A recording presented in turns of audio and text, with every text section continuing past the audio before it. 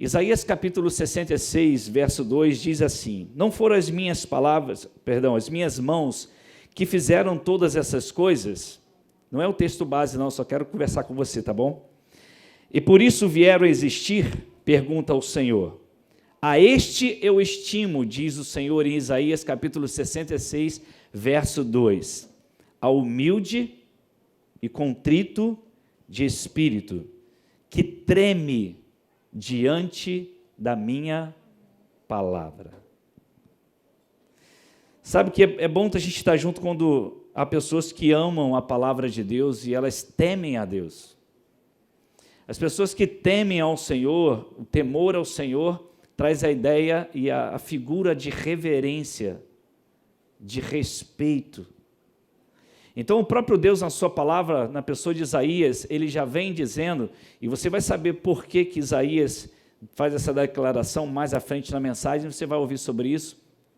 Por que Isaías tem tantas revelações de Deus sobre a grandeza do Senhor? Porque hoje, dentro do tema o temor do Senhor, nós vamos falar sobre um vislumbre da grandeza de Deus.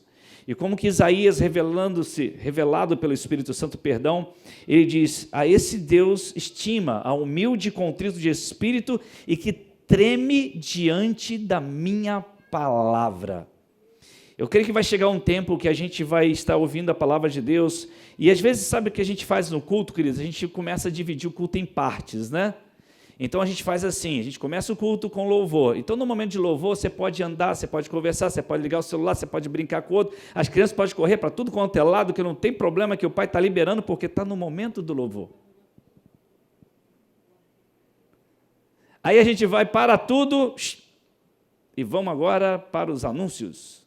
Bom, manda anúncio também, vamos lá, a gente pode mandar uma mensagem pelo WhatsApp e faz não sei o que e tal. E agora vamos para quê? Vamos para as ofertas.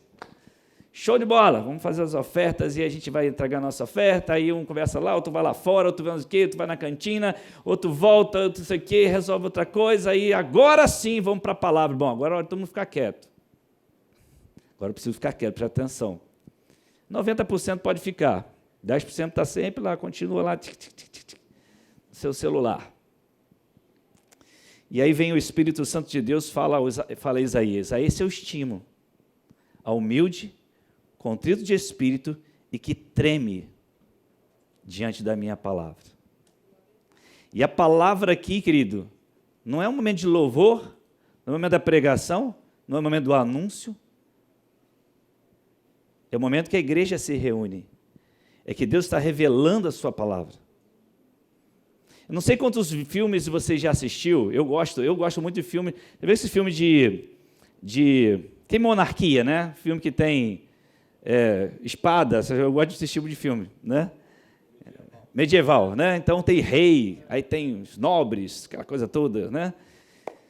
E aí eu estava ouvindo sobre isso e percebendo uma coisa interessante. Você pega, por exemplo, o rei tem seus filhos, né? Filhos normais, né?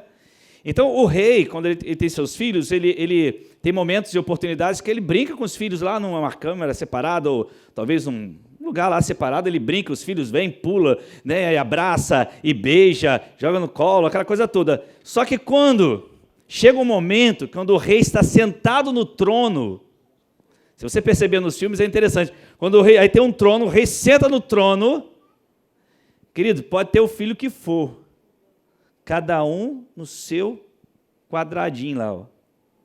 Quem está lá? É o rei. Não é o papai, é o rei. Então, quando o rei está sentado no trono, até os filhos do rei precisam respeitá-lo.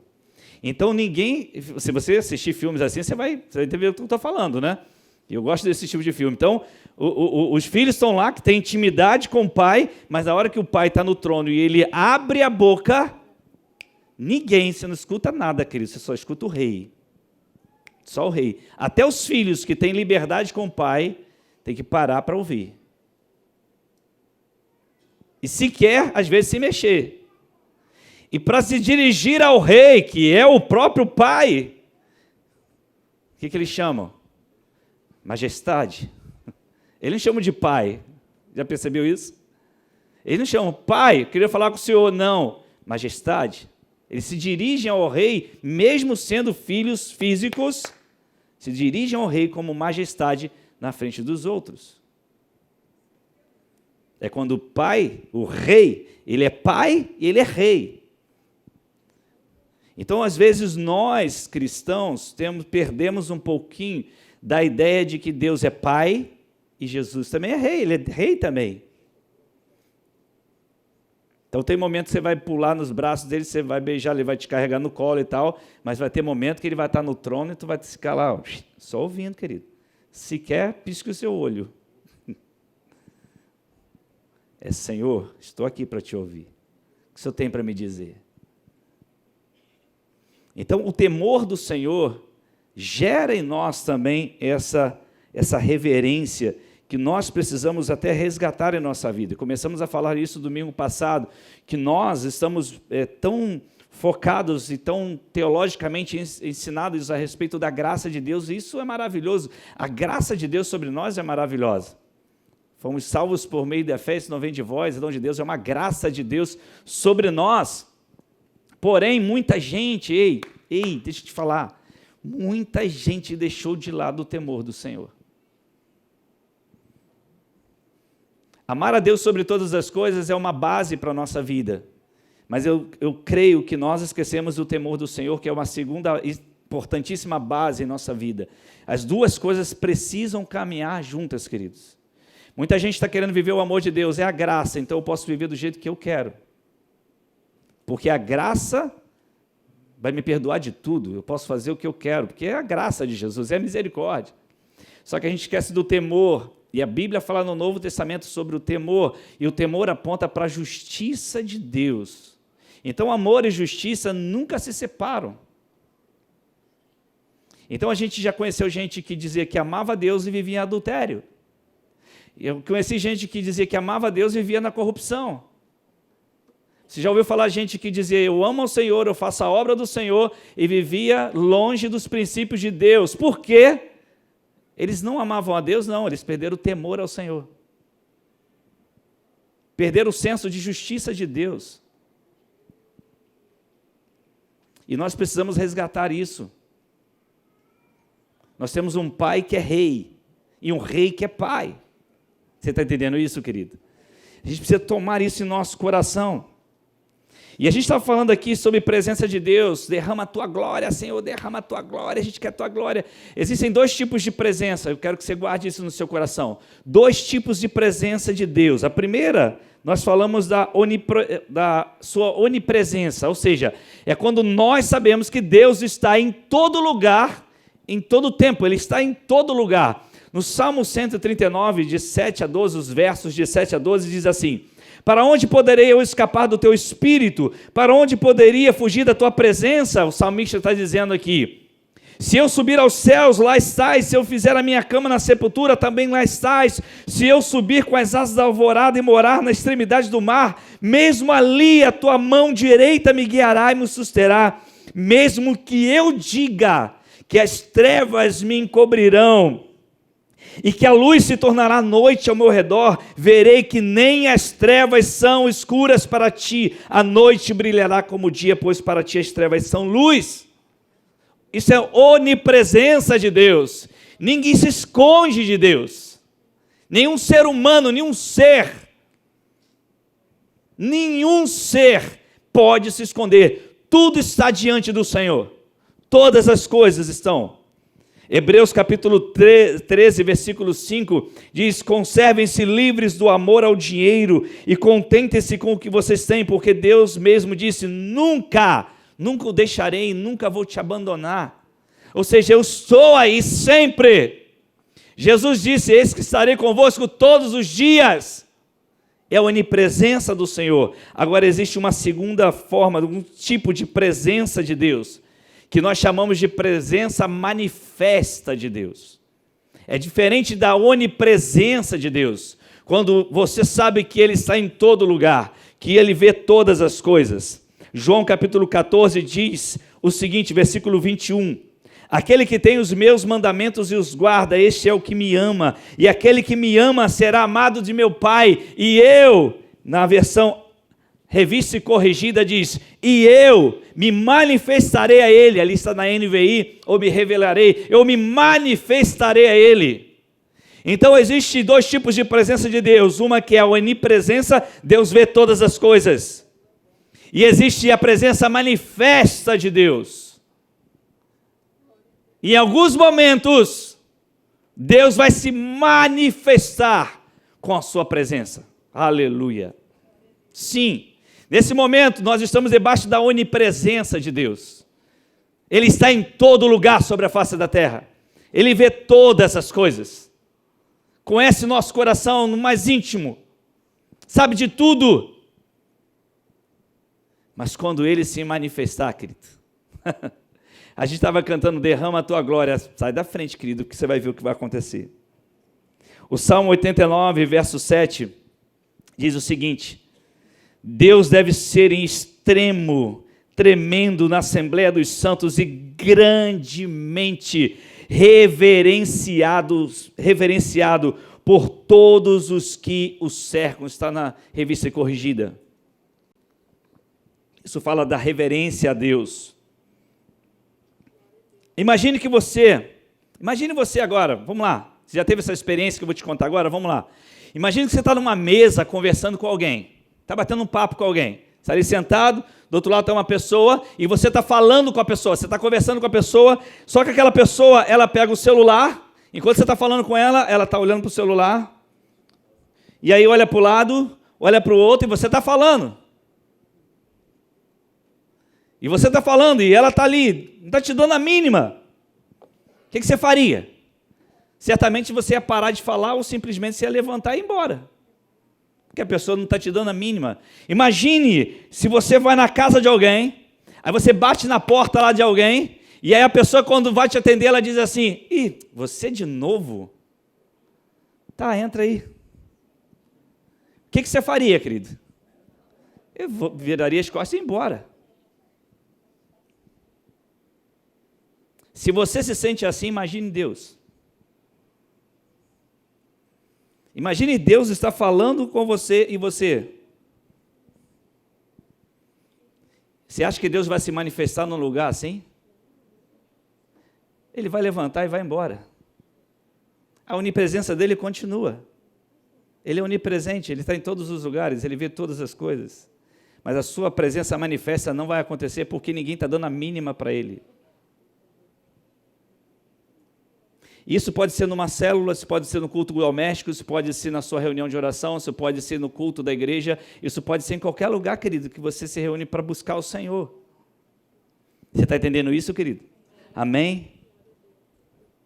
Eu lembro de alguns momentos assim que nós tivemos essas manifestações do Senhor de maneira clara. Não sei quantos aqui, tem os mais antigos aqui, vão lembrar, nós fazíamos muitos encontros, né? Tem um sítio chamado Beija-Flor, que inclusive os seus donos já faleceram, né?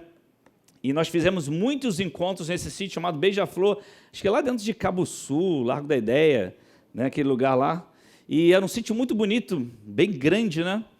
E eu lembro que uma dessas vezes nós estávamos lá no encontro, tínhamos mais ou menos umas 150 pessoas naquele encontro, num salão lotado de gente, e ali o fluir de Deus, sabe, irmãos, aquele momento em que você está no fluir de Deus, Deus, sabe, poderosamente um quebrantamento, muito arrependimento, muito choro, muita lágrima, e de repente a dona do sítio, quem vai lembrar aqui, quem estava lá vai lembrar disso, a dona do sítio, ela tinha um vício muito grande de cigarro, ela fumava demais, ela não era cristã, ela tinha aquela questão, eu acredito em Deus, temo a Deus, uma pessoa muito agradável, por sinal, nos tratavam muito bem lá no sítio.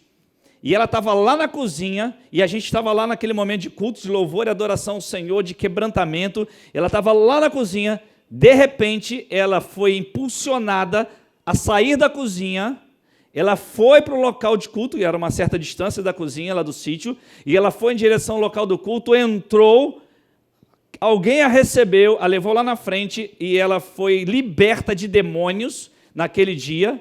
E ela, de repente, eu lembro porque a imagem não sai da minha mente do rosto daquela mulher, quando ela se levanta, que ela abre os olhos, e ela faz assim, eu lembro exatamente, os olhos bem arregalados, e ela fala assim: o que eu estou fazendo aqui? Como que eu cheguei aqui? O que eu estou fazendo dentro desse lugar? Ela tomou um susto. Isso é manifestação da presença de Deus. Deus a tomou daquele lugar, levou ali para ser liberta e ouvir do amor de Jesus. Por quê? Porque tinha elementos para isso. Deus vê a todos, onipresença, Deus vê todos. Por que aconteceu naquela hora com aquela mulher? Alguma coisa aconteceu naquele lugar que Deus resolveu se manifestar. E não foi só com ela não, tá? Teve mais gente acontecendo isso. Levítico capítulo 10, versículo 3, a palavra de Deus diz: e disse Moisés a Arão, isto é o que o Senhor falou, dizendo, serei santificado naqueles que se chegam a mim, e serei glorificado diante de todo o povo. Eu vou repetir para você. Serei santificado, Deus falando, naqueles que se chegam a mim, e serei glorificado diante de todo o povo. Eu aprendi uma coisa com o autor desse livro aqui, eu recomendo, você tem que ler esse livro, que muita coisa que eu estou trazendo aqui, está nesse livro aqui, querido, eu recomendo a você, está na internet aí, você pode, eu leio pela internet, tá bom? Já li umas 3, 4 vezes, nem lembro quantas. Acho que todo crente tinha que ler esse livro aqui, de John Bevere, o John Bevere, né? Eu falo John Bevere, o Bevere. Eu falo Bevere, para mim é tudo americano, é Bevere. O Temor do Senhor, você tem que ler esse livro, querido, se você nunca leu, você tem que ler. É muito importante você ler. E ele fala alguma coisa interessante, ele fala que na Bíblia existem as coisas que devem ser e existem as coisas que têm que ser. Então, se nós somos sábios, nós podemos conhecer, devemos conhecer os que devem ser, mas seríamos tolos se nós não conhecermos o que tem que ser. Então é interessante, Deus está dizendo aqui em Levítico o seguinte, aqueles que se aproximam de mim, eu tenho, não devo, eu tenho que ser considerado santo. É isso que em Levítico ele está dizendo, eu tenho que ser glorificado, eu não devo ser. Deus não te dá uma opção, querido. Ele está dizendo, eu tenho que ser glorificado por aqueles que se aproximam de mim. Não é uma opção que você tem quando você se aproxima de Deus. Você não deve ser, não. Eu tenho que glorificar a Jesus. Eu tenho que glorificá-lo. Salmo 89, 6 e 7 diz assim, não há no céu ninguém como tu, ó Senhor, entre os seres celestiais não há nenhum igual a ti, tu és respeitado na assembleia deles, és temido por todos os que estão ao teu redor. E aí a gente tem que começar a entender que o nosso temor a Deus, vou explicar uma coisa para você, ele é limitado ao entendimento da grandeza de Deus. Lembra de Moisés? Nós falamos aqui domingo passado, Moisés, ele foi criado no Egito como neto de Faraó, emprestado. Lembra disso? Então ele teve a melhor comida, ele não precisou trabalhar para comer, ele não precisou trabalhar para se vestir, ele foi criado como neto de Faraó. Mas o povo hebreu foi criado nas piores condições, 400 anos, e eles ficaram nas piores condições, escravos, tinham que trabalhar para comer, e daqui a pouco o trabalho ainda se intensificou na perseguição que houve, quando eles estão diante do mar. E aí, o que o povo faz e o que Moisés faz? O povo começa a dizer, vamos voltar para o Egito. Ora, mas o povo era escravo. Não tinha do bom e do melhor. Não tinha que trabalhar para conquistar alguma coisa, para comer, não comia do bom, eles tinham e viviam como escravos. Eles queriam voltar para o Egito, enquanto que Moisés, que teve do bom e do melhor, disse, não, eu não. Qual era a diferença do povo para Moisés, queridos? Moisés teve um encontro real com o Senhor. Moisés não viveu debaixo dos milagres do Senhor. O povo só viu os milagres, nunca teve um encontro real com o Senhor. Quando você tem um encontro real com o Senhor, você não volta para o Egito. Você não volta para o Egito. Você pode ter momentos de fraqueza, você pode ter momentos de debilidade, como qualquer ser humano tem, na face, qualquer cristão tem. Mas teu coração que teme ao Senhor, teme por sua palavra, não deseja voltar para o Egito. E Moisés, com tudo aquilo, um dia ele disse: Senhor, eu quero ver a tua glória. Olha só, querido. Moisés viu milagres e viu sarças, e de repente um dia: Senhor, eu vou descer, mas eu quero ver a tua glória. E a gente está cantando aqui: derrama a tua glória. E aí um no celular, o outro para cá, outro para lá, que pensando, vamos sair.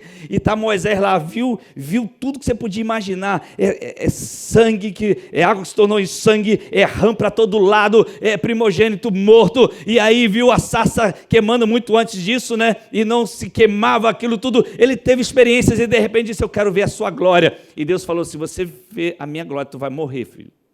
Se você conhecer minha face, tu morre. Mas eu vou deixar você ver um pouquinho dela. Vou te esconder no lugar. Aleluia, queridos. Sabe por quê, queridos? Porque Moisés queria conhecer a grandeza de Deus. Porque quando Moisés fosse conhecer a grandeza de Deus, o seu lugar seria de reverência a Ele total. Então, quanto maior a nossa compreensão da grandeza do Deus que servimos, embora a Bíblia mesmo diz que isso é incompreensível, é inatingível para nós, maior será a nossa capacidade de temer ao Senhor. Salmo 47, verso 7 diz assim, presta atenção: pois Deus é o Rei de toda a terra, cantai louvores com inteligência. Em algumas versões, com harmonia e arte. Deus é Rei de toda a terra. Salmo 145, verso 3 diz: grande é o Senhor e digno de ser louvado, sua grandeza não tem limites. Aleluia! Quando você olha para Jó, queridos, Jó foi um dos homens mais piedosos sobre a face da terra. O próprio Deus chegou a declarar para o diabo, dizer: não há ninguém como Jó sobre a face da terra. Não tem ninguém como Jó. O próprio Deus fez essa declaração para que todos os anjos, todo mundo escutasse: não há ninguém na terra como Jó. E aí, depois de tudo aquilo que aconteceu com Jó, lá em Jó 42, versos 5 e 6, quando começa o diálogo, na verdade antes desse texto, quando começa o diálogo de Deus com Jó, é o último diálogo de Deus que vai ter com Jó, e a Bíblia diz que Jó viu o Senhor, está escrito lá, se não me falha a memória, 38 ou 39 o capítulo. Jó viu o Senhor no meio de um redemoinho, ou talvez em algumas versões, de uma tempestade. E aí o Senhor liberou a palavra. Bastou o Senhor falar com ele. E chega lá em Jó 42, o próprio Jó declara: meus ouvidos já tinham ouvido a teu respeito, mas agora os meus olhos te viram. E sabe o que ele vai dizer quando os olhos dele viram o Senhor? Por isso menosprezo a mim mesmo e me arrependo no pó e na cinza. Você está entendendo isso, querido? Você olha para o exemplo de Isaías. Isaías era um homem piedoso. Se você ler os capítulos 1 a 5 de Isaías, você verá Isaías profetizando e fazendo declarações muito pesadas. Ele começa a dizer: ai dos ímpios, ai daquele que troca o bem pelo mal, e ele vai fazendo decretos, decretos e decretos. Quando chega no capítulo 6, aí Isaías tem uma visão da glória de Deus. E quando Isaías tem uma visão, olha só o texto, vamos ler o texto, Isaías 6, de 1 a 8. Vai comigo aí, coloca o texto aí, Isaías 6, de 1 a 8. Vamos lá, vamos na Bíblia, para a gente poder ler o que está escrito na Bíblia aí, vamos lá. Você gosta de Bíblia, amém? Você treme diante da palavra porque você teme ao Senhor, amém? Vamos lá. No ano em que o rei Uzias morreu, eu vi o Senhor assentado num trono alto e exaltado, e a aba de sua veste enchia o templo. Acima dele estavam serafins, cada um deles tinha 6 asas, com 2 cobriam o rosto, com 2... aleluia, cobriam os pés, e com 2 voavam e proclamavam uns aos outros: Santo, Santo, Santo é o Senhor dos exércitos, e toda a terra inteira está cheia da sua glória. ao som das suas vozes, os batentes das portas tremeram. Onde ele estava ali, o batente das portas tremeram, estava tudo sacudindo, e o templo ficou cheio de fumaça. Então gritei: ai de mim!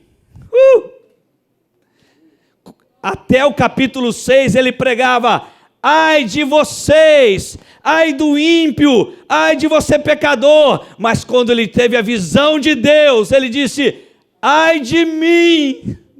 Você está entendendo a diferença, querido? Quando você tem um real encontro com o Senhor, não era mais ai de vocês, agora é ai de mim. Ai de mim, oh Deus, estou perdido. O cara que chegava ali, que era piedoso, que pregava, dizia: ai de vocês, ai dos pecadores, ai dos ímpios, ai daqueles que pregam, substituem o mal, o bem pelo mal. Olha, vocês vão ser isso. E quando ele vê o Senhor e tem a visão da glória do Senhor, ele diz: ai de mim, estou perdido, pois sou um homem de lábios impuros. Meu Deus! E vivo no meio de um povo de lábios impuros. Os meus olhos viram o Rei, o Senhor dos exércitos. Aí o que aconteceu? Logo, um dos serafins voou até mim, trazendo uma brasa viva que havia tirado do altar com matenais. Com ela tocou a minha boca e disse: veja, isso tocou os seus lábios, por isso a sua culpa será removida e o seu pecado será perdoado. Então ouvi a voz do Senhor conclamando: quem enviarei? Quem irá por nós? E eu sou besta, eu respondi: eis-me aqui, envia-me a mim. Por quê? Porque eu vi a glória do Senhor. Mas ele já pregava, ele já anunciava, ele já falava os ais todos, até que ele teve um encontro pessoal e real com o Senhor. Aleluia!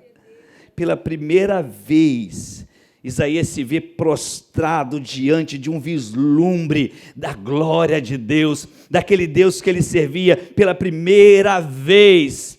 Ele tem uma visão clara, ele percebeu que estava diante de um Deus único, de um Deus santo, que era o Deus a quem ele servia.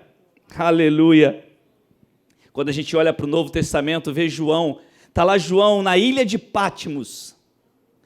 João na ilha de Patmos. E a Bíblia diz em João capítulo 1,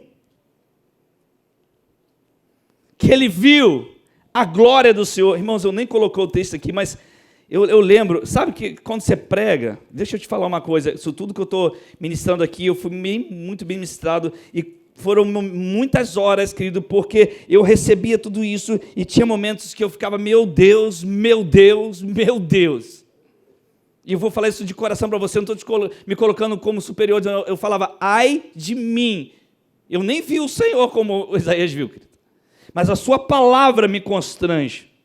E olha só o que João vai dizer, querido, no capítulo 1, presta atenção, querido, que se você está aqui, você treme da palavra do Senhor, amém? João capítulo 1, versículo 9, olha só: e eu, João, irmão e companheiro de vocês no sofrimento do reino e na perseverança em Jesus, estava na ilha de Patmos por causa da palavra de Deus e do testemunho de Jesus. Estava preso, tá bom? No dia do Senhor, achei-me no Espírito e ouvi por trás de mim uma voz forte, como de trombeta, que dizia: escreve num livro o que você vê e envie a essas 7 igrejas: Éfeso, Esmirna, Pérgamo, Tiatira, Sardes, Filadélfia e Laodiceia.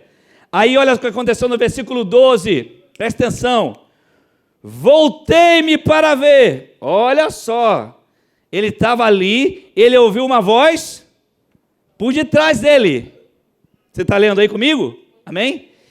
E aí ele ouviu aquilo tudo. Aí a Bíblia diz no versículo 12: voltei-me para ver quem falava. Ele não sabia quem estava falando.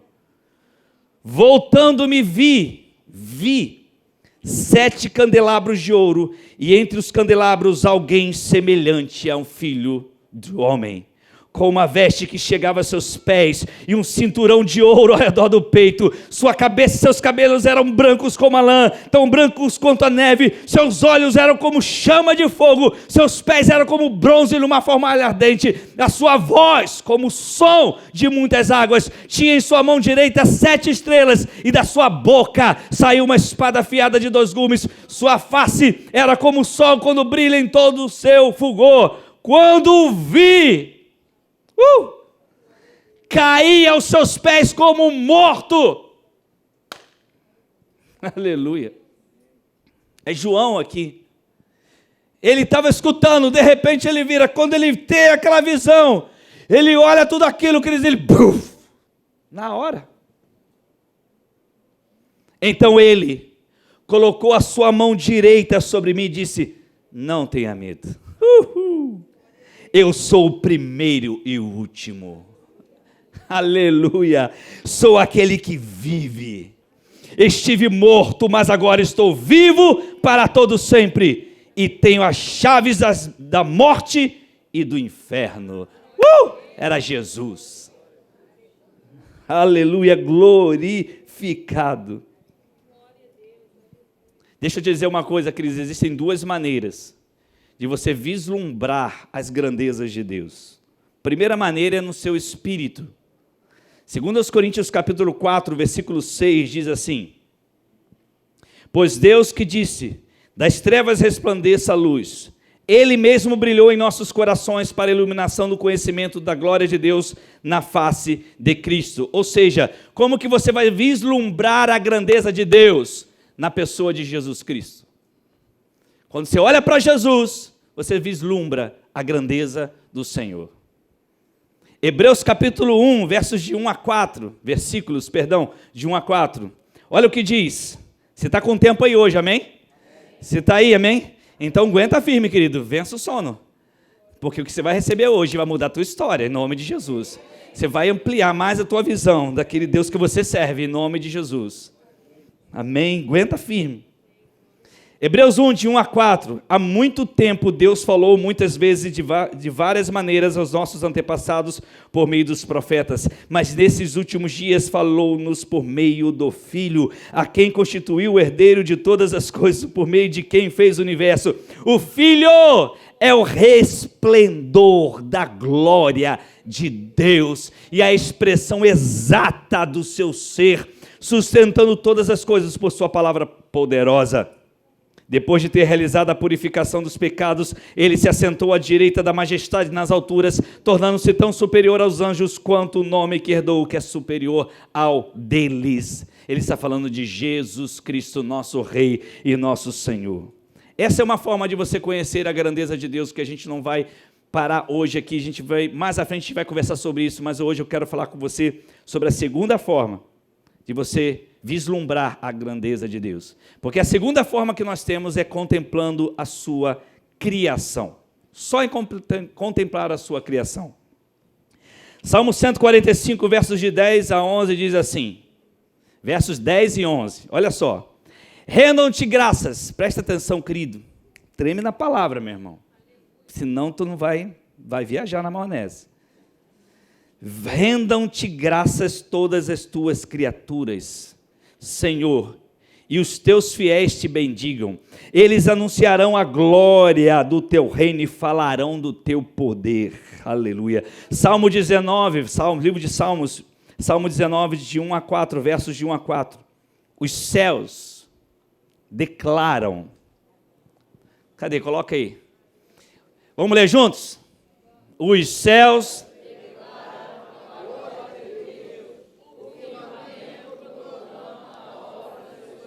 Verso 2, um dia fala disso a outro dia, uma noite o revela a outra noite. Verso 3, sem discurso nem palavras, não se ouve a sua voz. Verso 4, mas a sua voz ressoa por toda a terra e as suas palavras até os confins do mundo. Aleluia! Quero parar por aí, glória a Deus. Você já foi na praia, Quem já foi na praia aqui, amém? Você já percebeu quando você olha o mar? Você, né, tem aquela visão do mar? Alguns dizem que nós temos a capacidade de enxergar no máximo até 2 quilômetros. Estou certo ou errado? Me corrijam. Até 2 quilômetros de visão. Você vê aquele mar infinito e aí você tem, claro que tem fim, né? Mas sua visão, minha visão é de 2 quilômetros. Mas você e eu sabemos que aquilo ali se estende por milhares e milhares de quilômetros, e ali não é só aquele mar, ainda tem outros mares e outros mares e outros mares. E aí a Bíblia diz que Deus pesou tudo na palma de suas mãos. Ele pesou os mares assim, ó.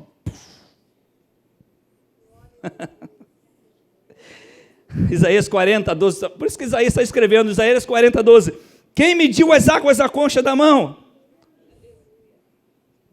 Quem mediu as águas à concha da mão? Ele pegou assim, ó. Aí está você sentadinho lá na praia, contemplando 2 quilômetros. E ele fez assim, ó. Tá bom.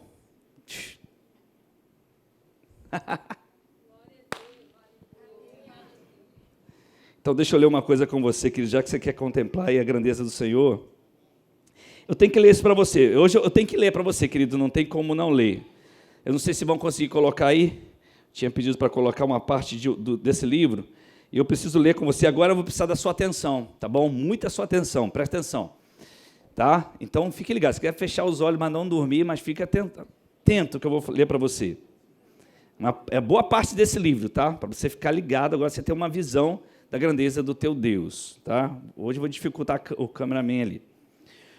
O próprio universo anuncia a glória do Senhor. Vamos ler. Os céus proclamam a glória de Deus e o firmamento anuncia as obras de suas mãos. Um dia discursa outro dia, uma noite revela conhecimento a outra noite. Não há linguagem nem há palavras e deles não se ouve nenhum som. No entanto, por toda a terra se faz ouvir a sua voz e suas palavras até os confins do mundo.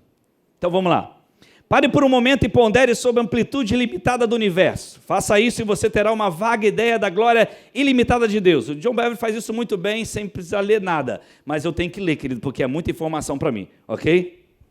Nas palavras de Davi, o universo proclama a glória de Deus. A criação de Deus não é limitada à terra. Opa! Vamos lá. Ela abrange até mesmo o universo desconhecido. Ele organizou as estrelas nos céus com seus dedos. Salmo 8:3.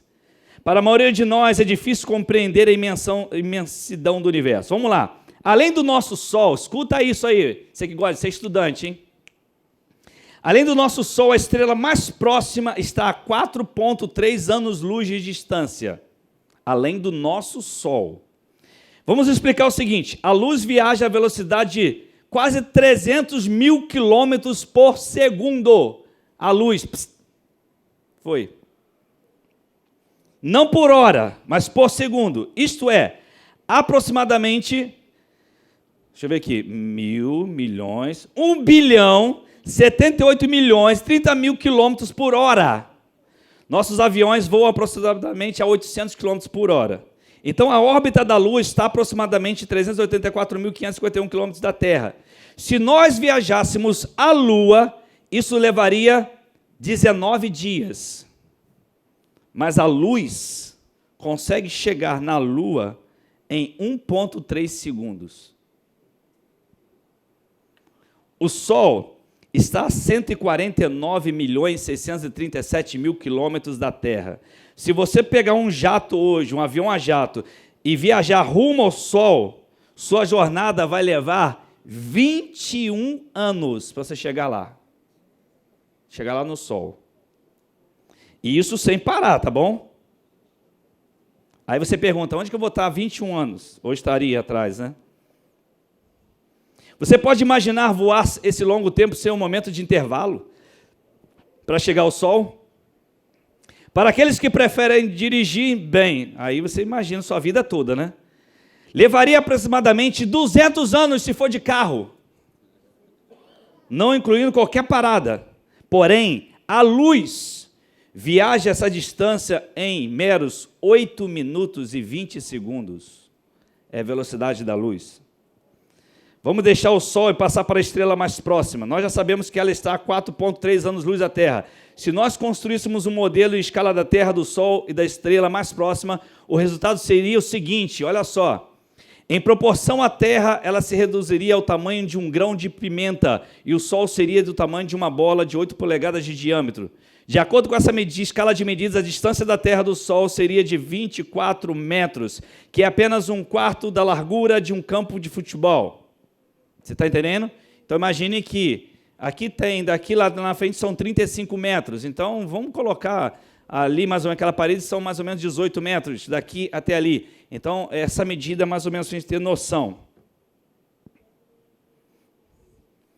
Assim, se é essa proporção da Terra em relação ao Sol, você consegue imaginar que distância a estrela mais próxima estaria da Terra desse grão de pimenta. Você pensaria em 1.000 metros, 2.000, talvez até 3.000, e lá vai fumaça, querido, que não tem essa conta, não vai terminar nunca. Para alcançar essa estrela mais próxima através de avião, levaria aproximadamente uns 51 bilhões de anos para você viajar sem parar. Contudo, a luz dessa estrela viaja para a Terra em apenas 4,3 anos.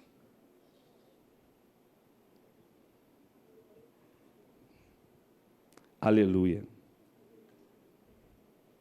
Deixa eu adiantar aqui. Grande é o Senhor nosso e muito poderoso. Não somente a grandeza e o poder da glória de Deus são vistos na criação, mas também a sua sabedoria e conhecimento. Todas as formas de vida criada têm por base, vamos falar da nossa vida agora, as células. As células do corpo são os blocos de construção do corpo humano, das plantas, dos animais, de tudo que vive. O corpo humano, que em si mesmo é uma maravilha de engenharia, contém cerca de 100 trilhões de células.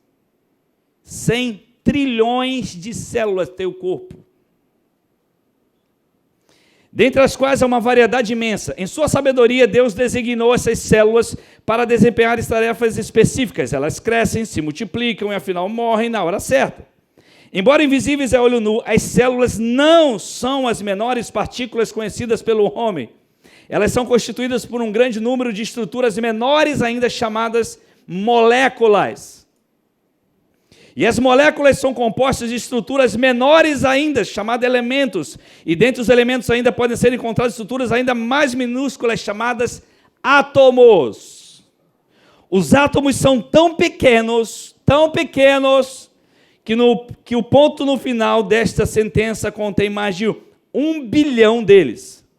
Um átomo é tão minúsculo, escuta isso, querido, que é composto quase completamente de espaço vazio. E eu vou terminar, calma aí. Aguenta, meu irmão, aguenta. O restante do átomo é composto de prótons, nêutrons e elétrons. Aula de ciência, né? Física. Esse aí. Os prótons e os nêutrons estão agrupados ao núcleo minúsculo extremamente denso. Vamos lá, hein? Bem no centro do átomo, um pequeno feixe de energia chamado elétrons vibram ao redor desse núcleo à velocidade da luz. Eles são o núcleo dos blocos de construção que mantém todas as coisas unidas. Assim, onde o átomo adquire sua energia? E que força mantém unidas suas partículas de energia? Os cientistas chamam isso de energia atômica.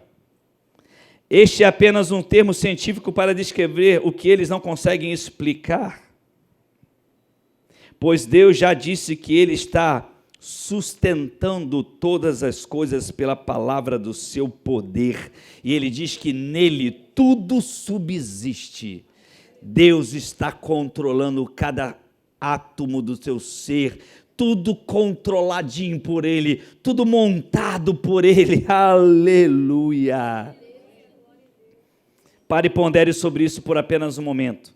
Aí está o glorioso Criador, a quem nem sequer o universo pode conter, porque a gente falou do universo ali atrás. Aleluia!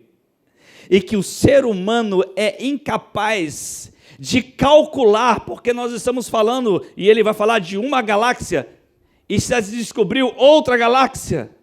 E existem bilhões de galáxias. E a Bíblia diz que Deus mediu todo o universo com a palma da mão. Com a palma da mão Ele mediu o universo todo. Ele fez assim, está medido. E a gente nem sabe o que começa e o que termina. Você está entendendo, querido, quem é teu Deus? Você está entendendo quem é teu Deus, querido? Agora você pode entender mais claramente o salmista quando ele declara, Salmo 139, 14. Graças te dou, visto que por modo assombrosamente maravilhoso me formaste. Você também pode ver especialmente nessa dispensação com todo o conhecimento científico que nós acumulamos até agora, o motivo pelo qual a palavra diz o insensato no seu coração, não há Deus. Aleluia. Aleluia, aleluia, glória ao Senhor. Querido, é tanto número que a tua cabeça não dá. Quando eu fui lendo e ouvindo essas coisas e fazendo os cálculos e pensando, eu falei, para. Ele só botou a palma da mão, está medido. Esse é o meu Deus, o meu papai e meu rei.